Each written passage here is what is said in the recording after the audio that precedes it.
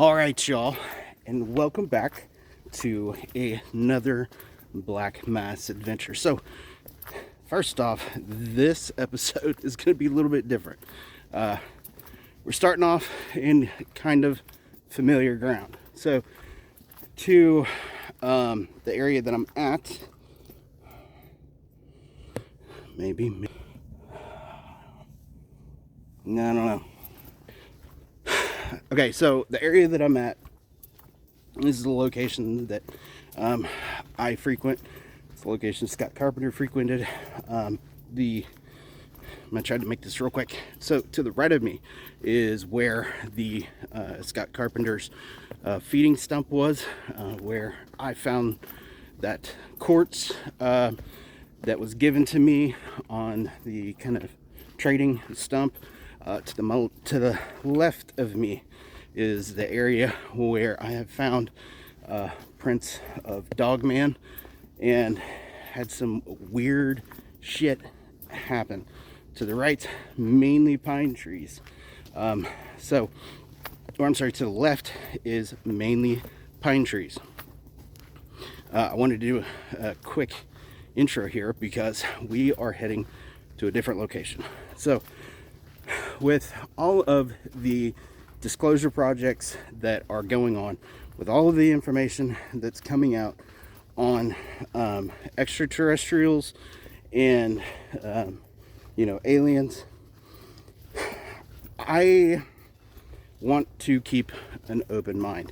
So my open mind suggests to me that there is something else going on. My AR looks pretty kind of tall right now for some reason. I don't know why it's doing that. Anyway, I want to research to see if there are any connections between these ETs and the Bigfoot and Sasquatch. So I think, I don't know, it's probably about a mile or two up this trail, this old dirt road. There are open fields. So in these open fields is where I have documented a significant amount of radiation. Two, I guess not significant. I would say like recognizable. It's not, when you're talking about radiation, if you say significant, that could be like deadly, obviously. So I've had some really weird things happen with doing different frequencies. There are when I was out here, I was running some frequency tests and I was getting audible reactions from the wood line, meaning the woods started to like move when there was no breeze. There was like shaking, kind of weird things started happening. So I don't typically go out here because it's a bitch of a hike. It's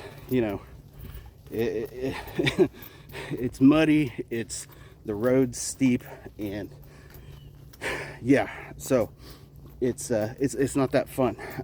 But along the way, I found some really interesting prints and stuff.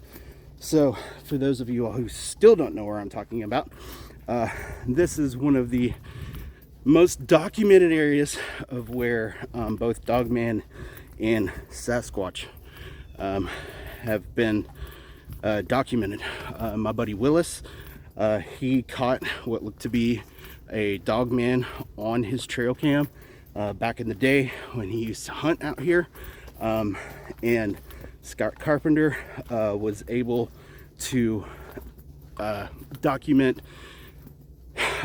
several DNA pieces of evidence, as well as fur, footprints, and a bunch of other stuff. The only thing is I am seeing some horse tracks, so I don't know how well that's going to go. We've had a pretty weird change in weather. That's a big old canine. I mean, it's not like it is.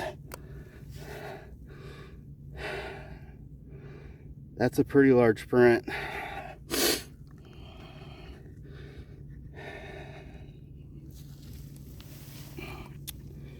Shit.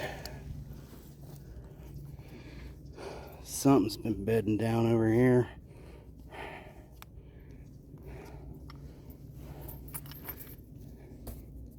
So there's a wide variety of activity that happens here.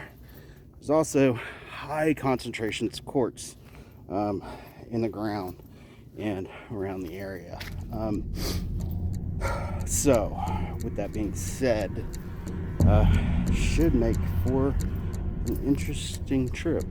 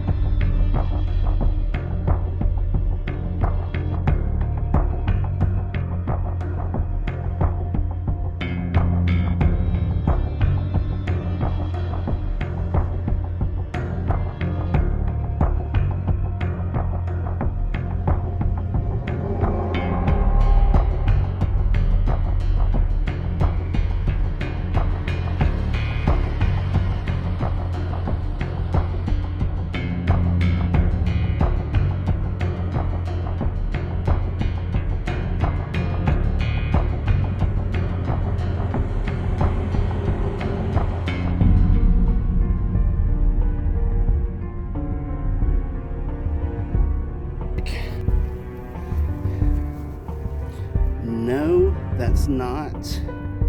What is that? That is, it's not that big. I mean, it is a pretty big fucking print. It's bigger than a can of dip.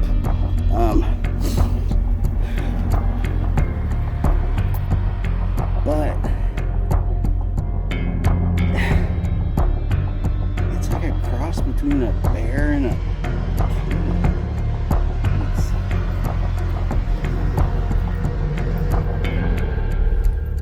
that's probably a coyote there. Maybe it's a bobcat. A big ass bobcat. I don't know, you know.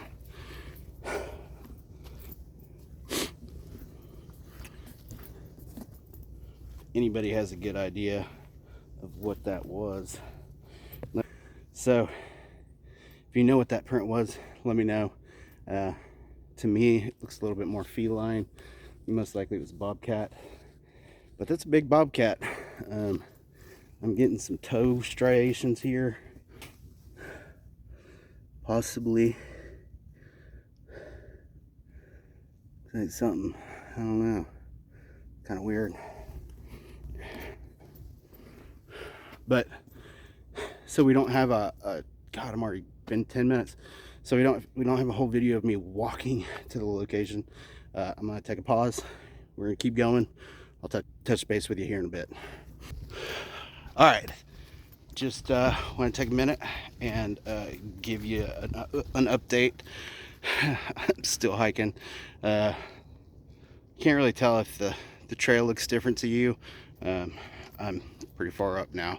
So as I'm moving, I am noticing I've found a couple very large canine prints. They were about the size of this thing, which is pretty big for a canine print. So yeah, we'll see how this goes. I'm not even close to the fields yet, but I'm making some progress.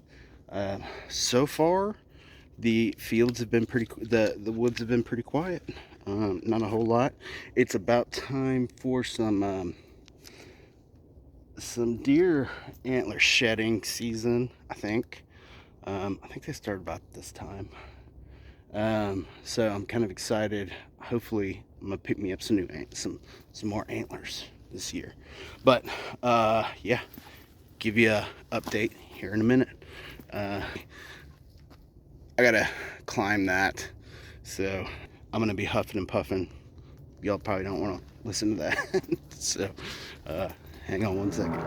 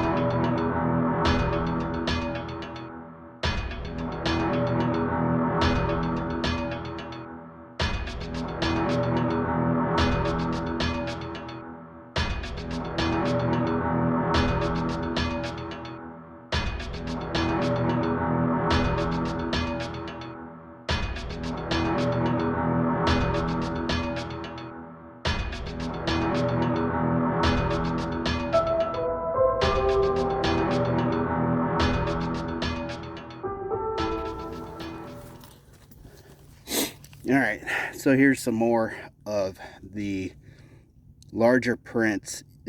What's kind of interesting is they're two different sizes. So I know in a lot of the reports of the Dogman, they describe the feet.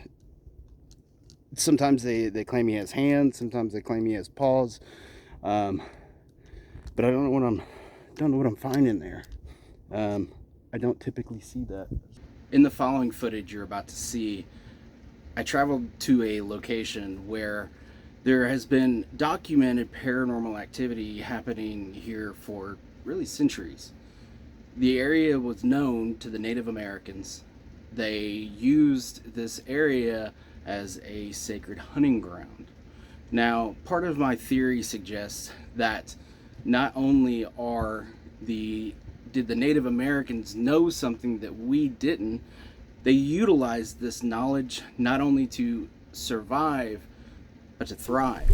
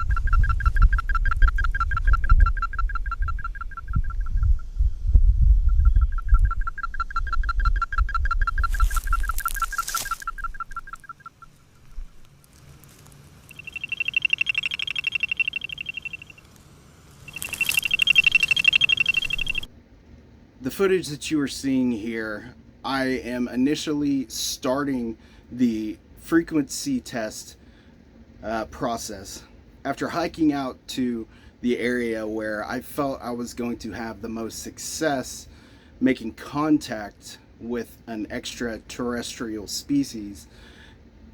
I began setting up a series of frequency tests in this field. I also took my drone and I flew my drone around the field in order to ensure there was nobody else out there and no other explainable animals that could cause contamination. My drone flew for about 40 minutes prior to things starting to occur. During this flight, I played a beacon that has been created by Dr. Stephen Greer in order to allow the public a means to make contact with aliens. Now, I was pretty skeptical at this at first. However, over the years, I've realized that frequencies do in fact play a major role in paranormal activity. We've known this and documented this throughout millennia, going all the way back to the ancient Egyptians. Now, the process that Dr. Stephen Greer used is a pretty methodical one. So I've got the Geiger counter running as well. We are looking at 0.125. So, yeah. It's kind of where we're at. We're going to proceed to step 2. So I'm going to be flying the drone as I'm going through step 2. I've also got a digital recorder rocking here. So hopefully we might catch some additional contact sounds. I don't know. So we'll see. It also uses a means of meditation in order to provide a way, in my opinion, for you to handle the contact that is going to happen. Okay, so I'm still out here in this field. I started the app. As soon as I started the app, it does this like tone thing. You play for, I saw 2 Tic Tacs over the just right here. I'm hoping. Unfortunately, my footage became corrupted in a way that I've never seen before. Typically, I can either use another device to try to edit or use another program to try to edit, and I can usually work my way through the corrupted footage.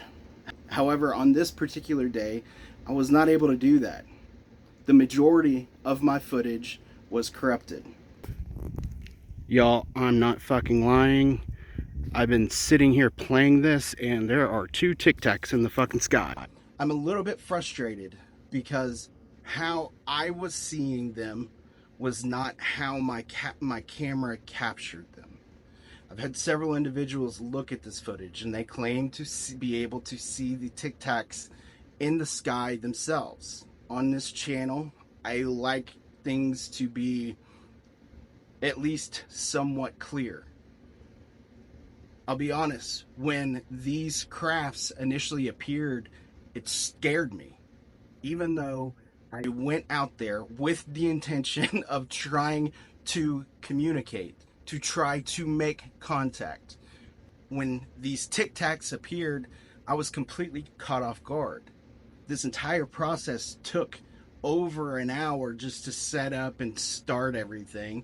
So I wasn't necessarily filming the whole time. When they initially appeared, I wasn't filming at all because I didn't want to waste the footage. Like, what? 2 of them immediately came.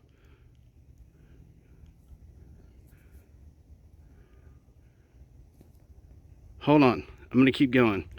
However, I quickly scrambled, got to my camera, and started this recording.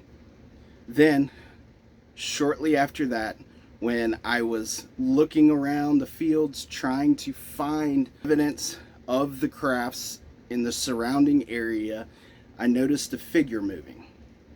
Now, this figure was on the edge of the woodline. Typically, how these interactions happen, to my knowledge, there is no way from that area an individual could have made it to that side of the field without directly interacting with me. Because I couldn't do the app and record at the same time because I'm using my phone right now, I'm hoping I was able to record them. I think I did, because I totally panicked. I shut the app off and pulled out, started recording, was stumbling. On the other side of that is a lake. So there was nowhere for this figure to go. Appeared, it startled the shit out of me. And again, I was doing my best to try to capture it. It was at a distance. I tried to zoom in as much as I could and see what you see in this video. I had my first sighting when I was a kid, and ever since then, I've been so interested in this. For me to have this interaction was just amazing. To see the crafts, to see a creature come down. However, this isn't all excitement.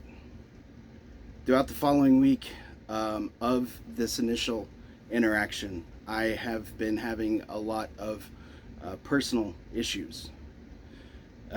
It started the night of the sighting at approximately 2 a.m.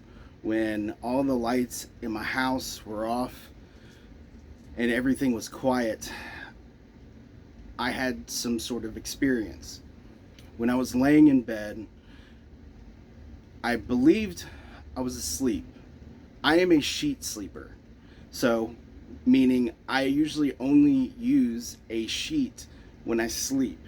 When this experience happened, I remember grabbing the ball of sheets on my bed that I typically do in this, and I threw the sheets like at my feet to try to get the sheets onto my feet. When that happened, I see the sheets go flying through the air, and then I feel like something grabs me and it picks me up, and I'm floating in the air, and I feel like I'm going to hit the wall. So as this is happening, I'm like, I'm gonna hit the wall, I'm gonna hit the wall, I'm gonna hit the wall. And then I was like, I'm sleeping, wake up, Brian. So if you've ever had sleep paralysis, you can't just wake up. So I know that I'm asleep and I'm having this encounter with something that has picked me up off of the bed and is quickly, it felt like quickly pushing me towards the wall.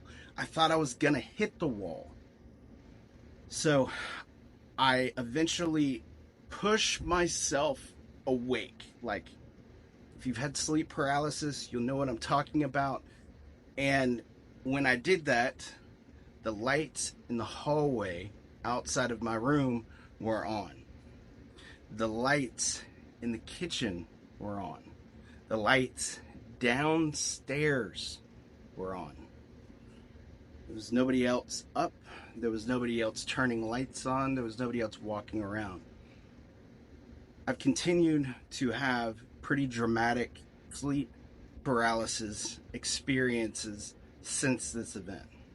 I don't know exactly what's happening. I'm not necessarily calling what's happening at night a alien encounter either. All I know is that I saw these two Tic Tacs above the wood line in a field on a peninsula far away from civilization. Then I saw a creature, and now I'm having some pretty serious experiences. With that being said, I want to say thank you all for your support as I go on this adventure into the paranormal. Hopefully, one day, I will get an answer, but it might not be to the question I've been looking for. And just so everybody is clear, I am not suicidal. So if you're new to the channel, please hit that subscribe button. Definitely give this video a like, and let me know what you think in the comments. Until next time.